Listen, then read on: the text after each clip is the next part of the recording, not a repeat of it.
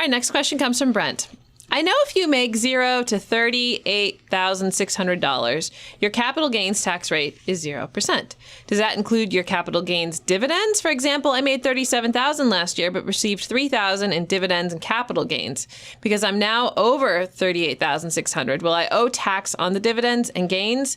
Additionally, is this income amount before or after deductions and credits? Let me clarify a few things here for you, Brent. So I'm sure you understand this, but sure everyone else understands it. When he's talking about these lower rates on dividends and capital gains, we're talking about qualified dividends. Generally, most people who hold on to a stock for more than 120 days, your dividends are going to be qualified, but just make sure everyone knows that. And we're talking about long-term capital gains, so stocks that you hold on to for at least a year.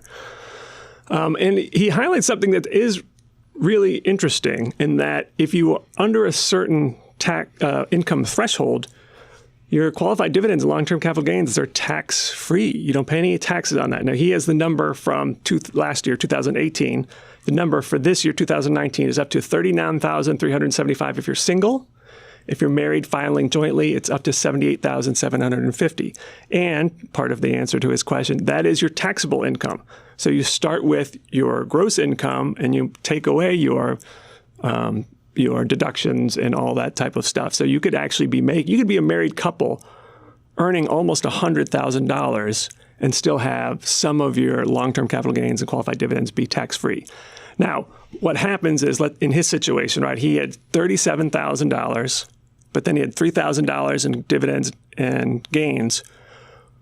The part up until that threshold will be tax-free. The part over that threshold, you will be taxed on it, but not the whole part, just the part that is beyond the threshold. So I think anyone who is in this situation, who's in a lower tax bracket in this year, it makes sense actually to even just sell the stocks up until the point where you're not paying any tax gains, and then you can buy them back immediately and reset your cost basis. It sounds a little like tax loss selling, but this is actually tax gain selling in a way. Tax loss saying you can't buy the same thing back in 30 days. Not true with tax gain selling. Sell it, recognize just enough capital gains so that it's tax-free, buy it again immediately, and you reset your cost basis.